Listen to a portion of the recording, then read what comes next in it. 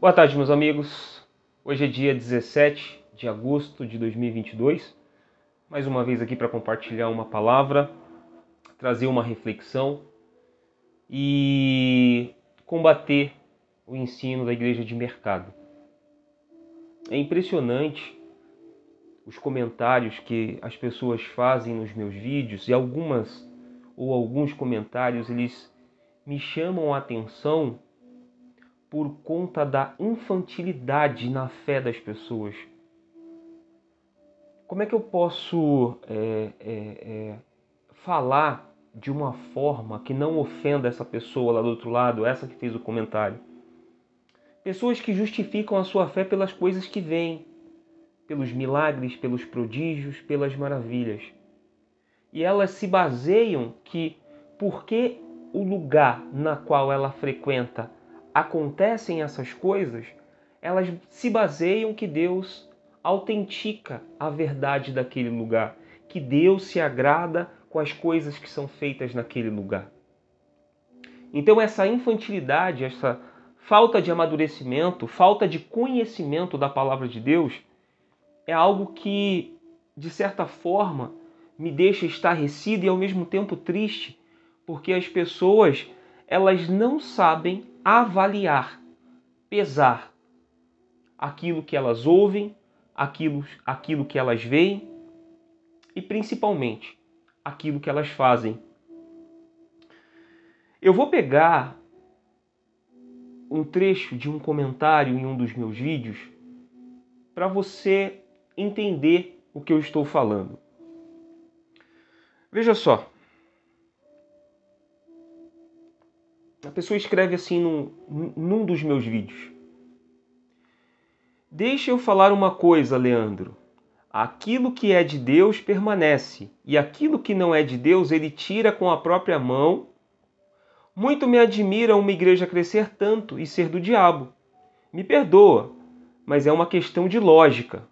Aqui, no comentário dela, aparentemente ela está sendo inteligente em analisar e avaliar de acordo com o crescimento e as coisas que ela vê, as coisas que ela vê. Mas é questão de lógica. Lógica, inteligência. Se a Igreja Universal fosse uma igreja do diabo, Deus não teria permitido ela chegar tão longe. Bem que diz na palavra de Deus que a sua igreja seria perseguida. A lógica ligada à inteligência parece que ela fez a conjunção certa para chegar na resposta que ela está me dando. E aí eu respondi para ela o seguinte, neste comentário, né? Se a lógica dela é dizer que Deus é com a Igreja Universal por conta do crescimento e das coisas, dos milagres que lá acontecem, o que dizer da Igreja Católica? Se na lógica dela, se Deus não fosse com a Universal já teria fechado as suas portas, o que dizer da Igreja Católica?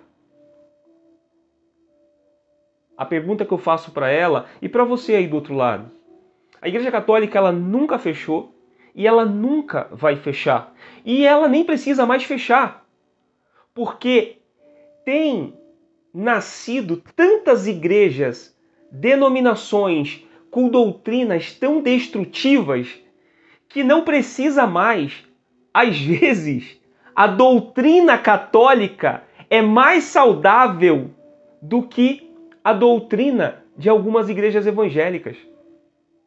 Porque se antes nós criticávamos o catolicismo pela questão da adoração às imagens, né, aos ídolos, o que dizer de igrejas chamadas evangélicas que se cria ambientes que mais se parecem de religiões afros,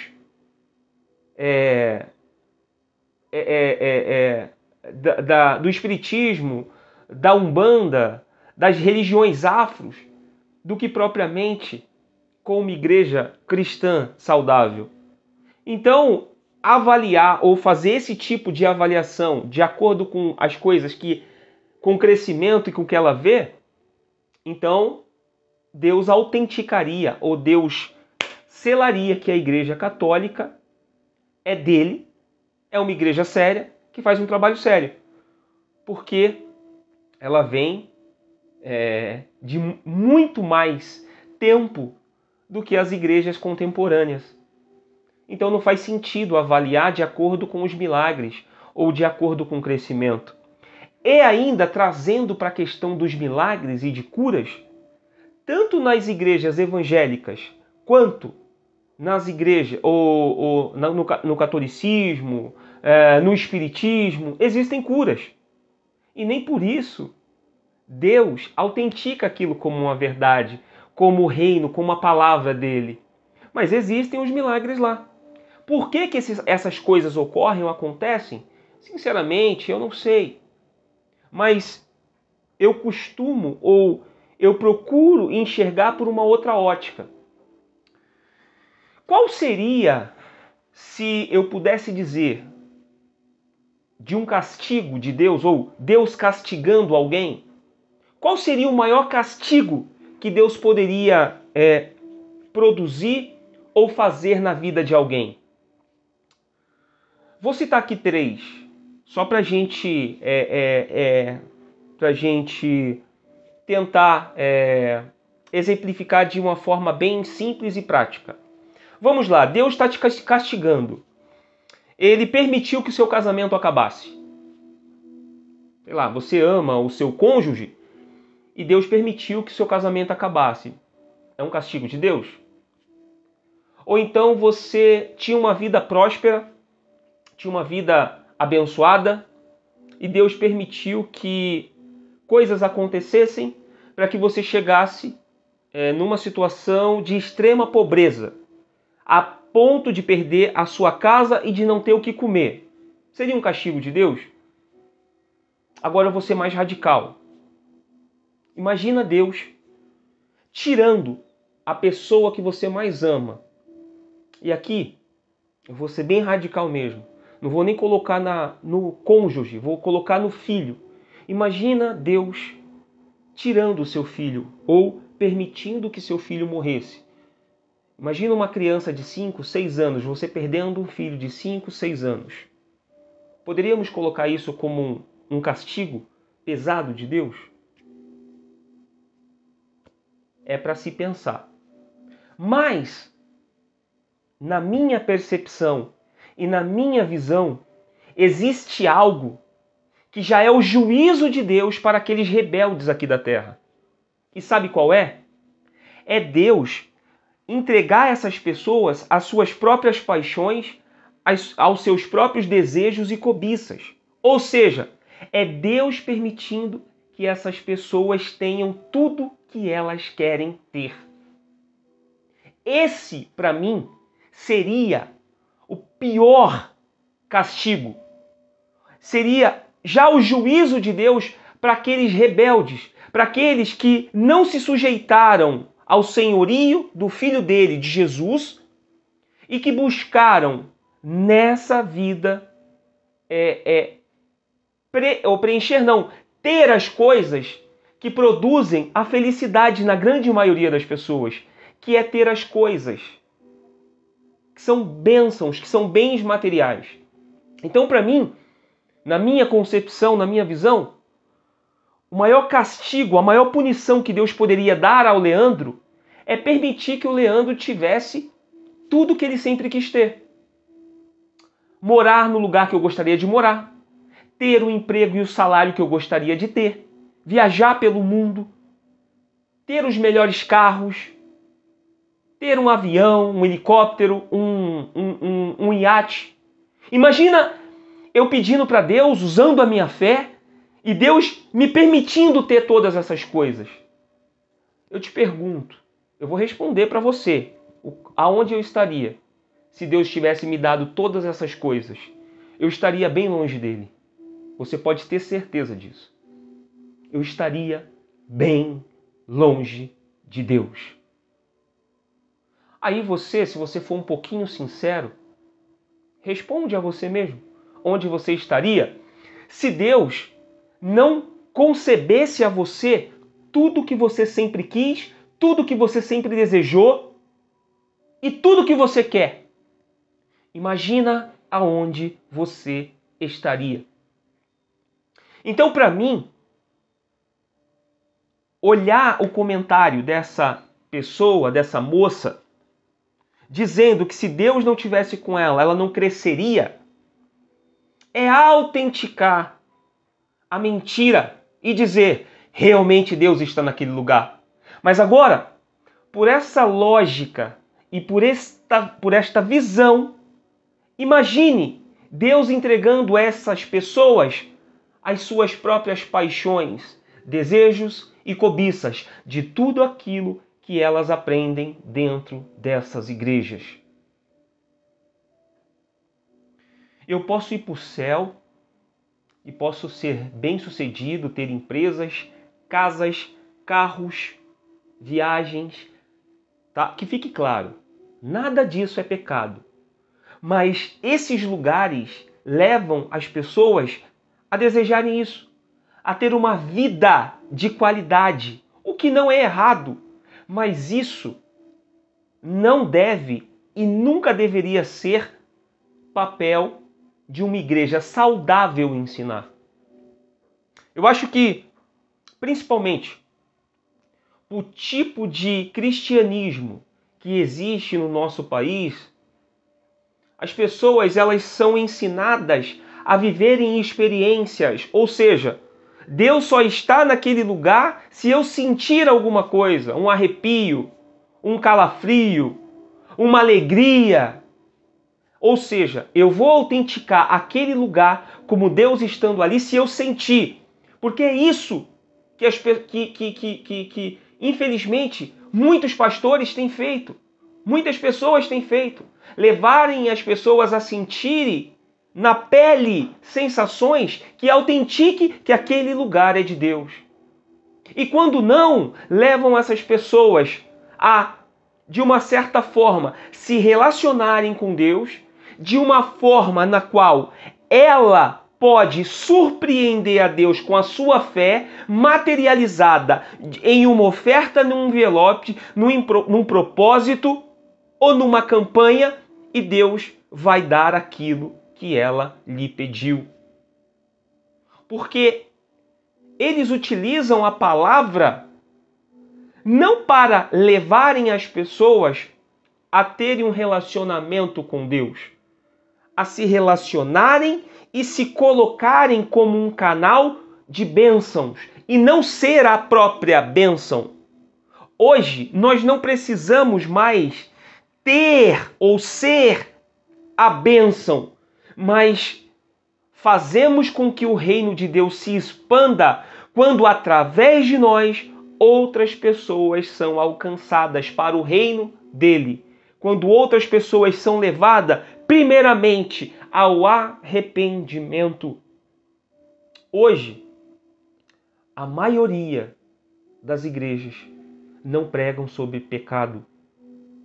E se pregam sobre pecado, o pregam superficialmente.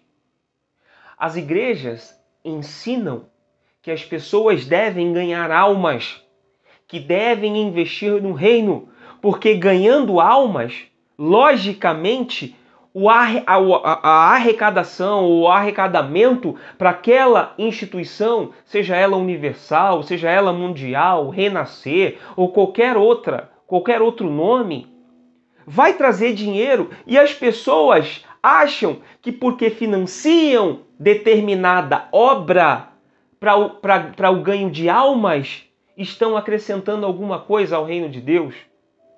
Mas lembre-se, eu falei ainda há pouco, o maior castigo que Deus poderia permitir ou deixar que acontecesse com alguém ou comigo seria me dar tudo que eu gostaria de ter. Certamente eu estaria perdido hoje. E não é falta de fé.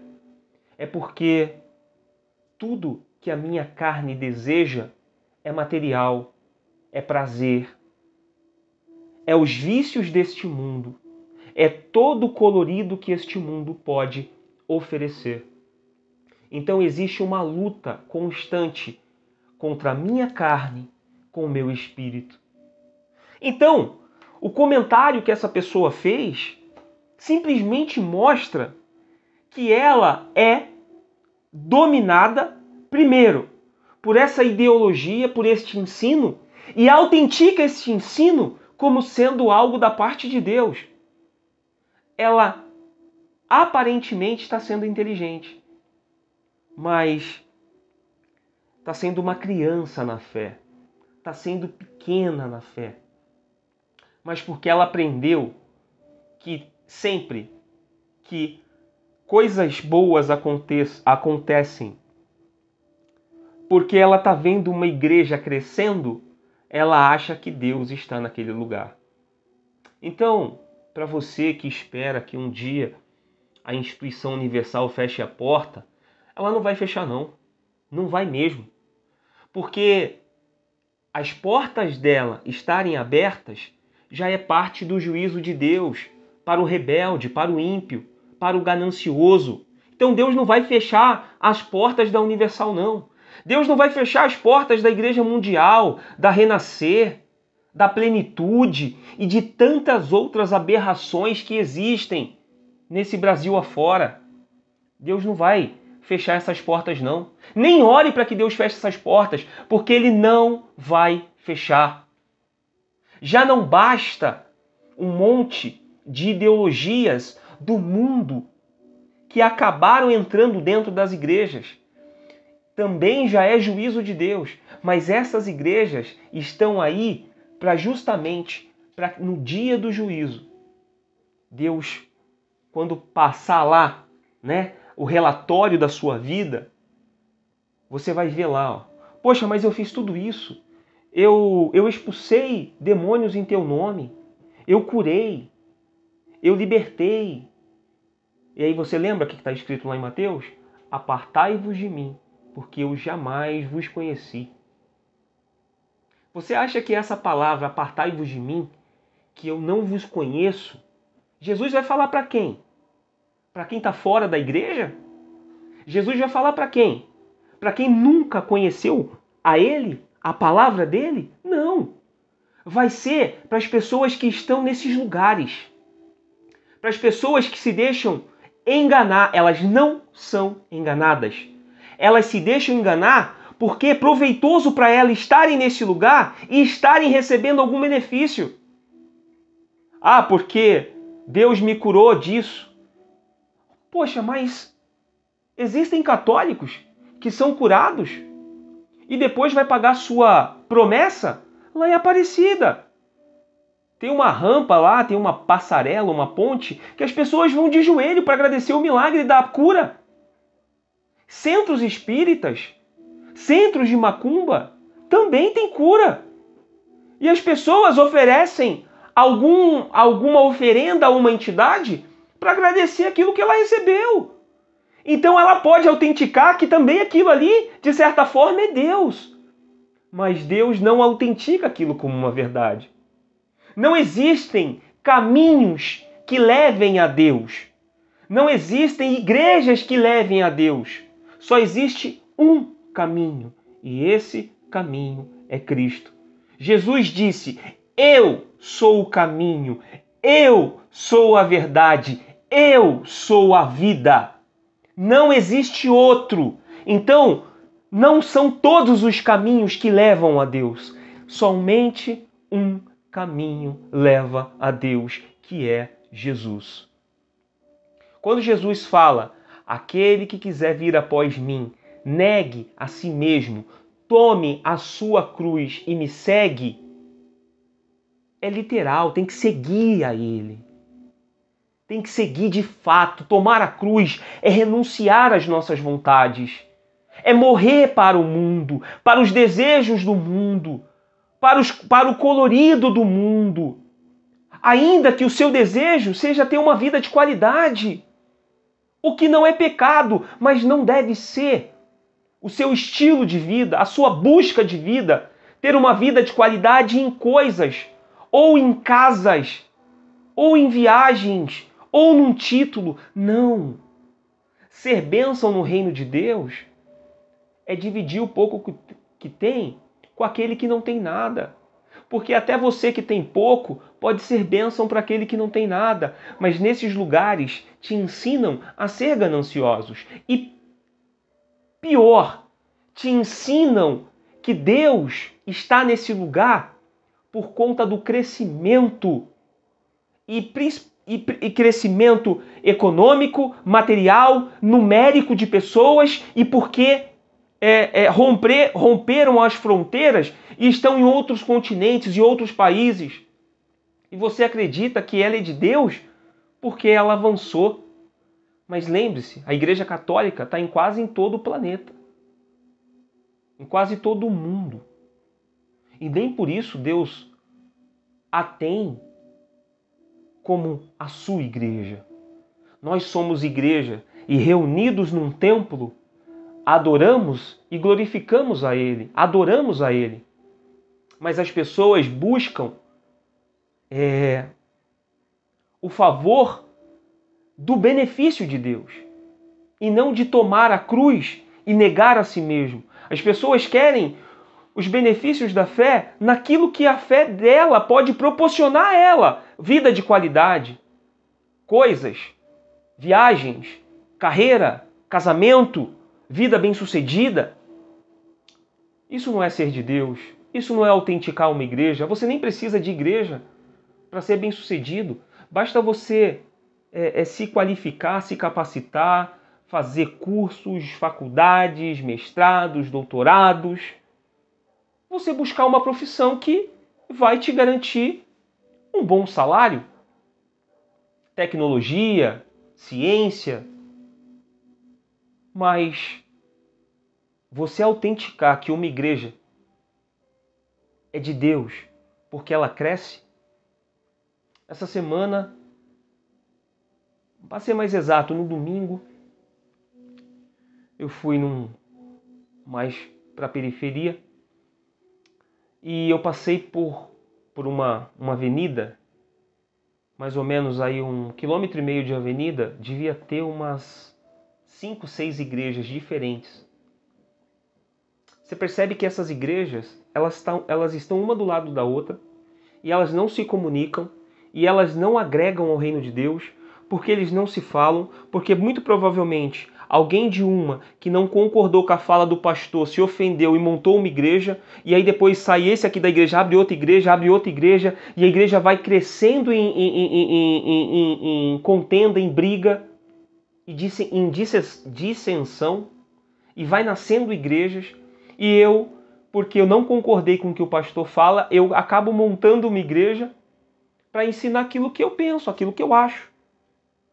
Então você vai vendo as igrejas crescendo e cada uma com ensinamentos e doutrinas mais perversas do que as outras. E de novo, essas igrejas não vão fechar e a tendência é que cresçam muito mais, porque já é o juízo de Deus. Então não vai ter ninguém por inocente.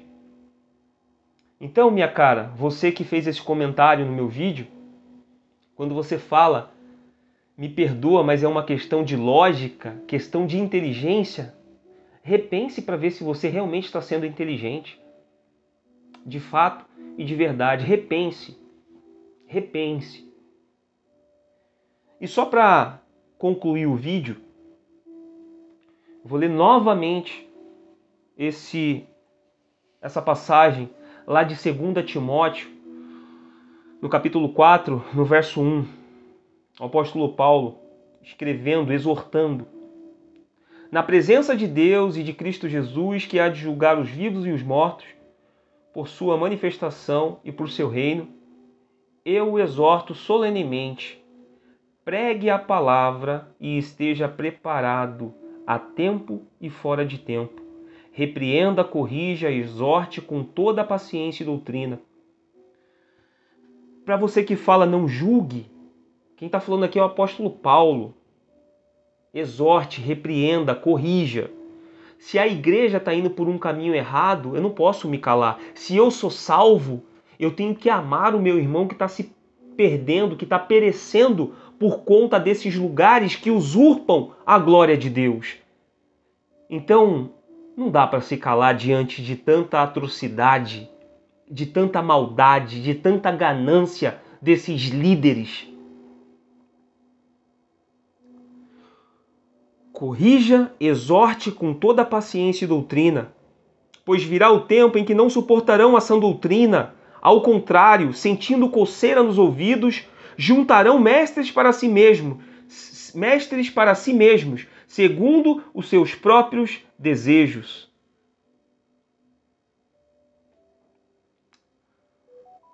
Quando você vai num lugar que o teu pecado não é confrontado, que o seu estilo de vida não é confrontado, que você sai de lá com o seu ego massageado, dizendo que você tem que ter mais e mais e mais e mais, lembre-se que você está enquadrado aqui, ó. Pois virá tempo em que não suportarão a sã doutrina, ou seja, a palavra, a renúncia. Renuncia, tome a sua cruz. Você não quer ouvir isso. Você quer ouvir que você pode ir para o céu e você pode ter um BMW na sua garagem. Que você pode ter um apartamento na praia, uma cobertura em Moema, ou em Copacabana, na Barra da Tijuca, ou aí no melhor lugar do seu estado. Eles se recusarão a dar ouvidos à verdade, voltando-se para os mitos. Você, porém, seja moderado em tudo. Suporte os sofrimentos, faça a obra de um evangelista, cumpra plenamente o seu ministério. É exatamente isso aqui, pessoal, que eu estou fazendo. É exatamente isso aqui, pessoal, que eu estou fazendo. Um evangelista. Algumas pessoas inscritas aqui no canal perguntaram se eu tenho interesse em montar a igreja. Mas de jeito nenhum. Eu sou ovelha, eu não sou pastor. Mas eu sou evangelista. Da mesma forma que um dia, quando eu estive na Instituição Universal, eu levei pessoas a estarem, ainda hoje estarem nessa igreja, nessa denominação, eu me arrependo, mas tudo foi um aprendizado. E hoje eu tenho que reparar esse erro e levar as pessoas à verdade do Evangelho, à verdade do Reino de Deus. Sou membro numa igreja há pouco mais de 5 anos. Estou muito feliz nela. Não é perfeita, mas ela é comprometida com a sã doutrina, com a palavra de Deus. Existem coisas que eu não concordo, mas daí não interferem na salvação, no plano de salvação. Não é algo que é contrário à palavra de Deus. É só uma questão de costume. Ou melhor, de coisas que são acrescentadas ou que estão a mais no culto, mas que não interfere na palavra, na sã doutrina, naquilo que está sendo ensinado. Então, é uma igreja séria, comprometida com a palavra de Deus, comprometida com a verdade do reino de Deus. Então, não avalie o lugar no qual você está por conta de milagres. Não avalie. Lembre-se, Jesus falou: apartai-vos de mim, vós que praticais a maldade, a iniquidade. Você vai dizer que você expulsou, que você curou, que você libertou. E Jesus já vai falar: eu não vos conheço. Não é para o incrédulo que ele vai falar isso. É para aquele que se acha crente. Mas crente de uma doutrina diabólica criada por homens e fomentada por vocês, que se alimentam disso. É isso por hoje. Que Deus tenha misericórdia dessas pessoas. Que Deus tenha misericórdia de mim, que me ajude nessa caminhada. Para você que quer ajuda, pode entrar em contato comigo. Tenho meus contatos, meu e-mail, meu telefone aí na descrição, aí no histórico aí do canal do YouTube. Obrigado aí a vocês todos, novos inscritos. Já ultrapassamos os 3.500 inscritos no canal. Muito feliz por cada um de vocês que tem dado força para mim. E que possamos crescer junto. E que possamos ser de fato e de verdade instrumentos nas mãos de Deus. Deus abençoe e até uma próxima, pessoal.